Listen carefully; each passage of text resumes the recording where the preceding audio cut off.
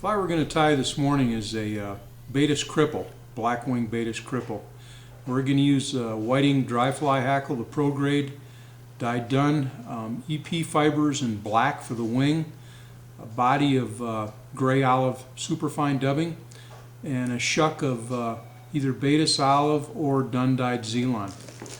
This fly is extremely durable, floats very well, and it's very visible, which is so important during a Baetis emergence because there'll be so many duns on the water. I like to begin the fly. I tie the shuck on first. Some people tie a wing on. I tie a shuck, again, of either Baetis olive or dun dyed Zealand, and I straighten it out. I just put some tension on. This is crinkled Zealand, and I straighten it out. Makes it a little bit easier to tie if you pull it straight, just with some tension. Put some tension on crinkled Zealand and it'll straighten right out for you. Next, a wing of our black EP fibers. Just tie a clump of those fibers on. Don't be too concerned about the length right now. In terms of the wing length, we'll trim that off later on. And I like to leave just a little tag end, a little butt end here, trailing, and that will really seat your hackle when we tie that on. Next, I'm going to tie the hackle on. And again, this is a whiting pro grade cape. Tie that on behind the wing. And next I'm going to dub a thorax of superfine dubbing.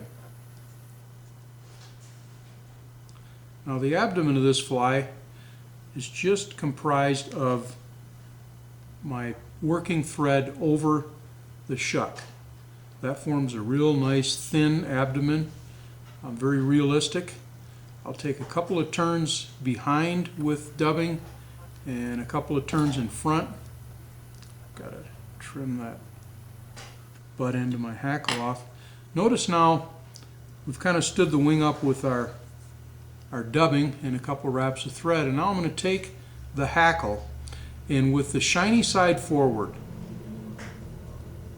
I'm going to wrap one or two turns behind the wing and one or two turns in front of the wing. I'm going to tie this off.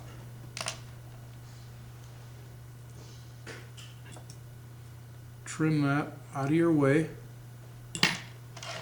Next, I'll whip finish.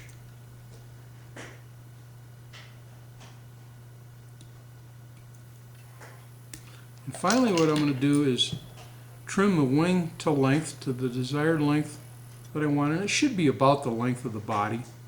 Sometimes I'll even tie it a little bit shorter. And now I'm going to take and trim the hackle flush with the point of the hook. Just take your scissors and trim that hackle. Sometimes I'll trim the sides off too. I've got one little wing fiber there that's not right, but there is the finished Baetis Cripple, black-wing Baetis Cripple. We use a black wing. It really highlights this fly when you're trying to compete with the naturals. It's very hard to do because during a heavy Baetis emergence there'll be so many natural insects. With this black wing you can readily pick your fly out from amongst the naturals, and thereby it becomes very visible. It's a good fly. It floats very well, imitates sometimes a skittering Baetis dun, and of course they hatch much more heavily on inclement weather, and they kind of get skittering around in the wind and in the overcast, rainy conditions. This is a great fly to use.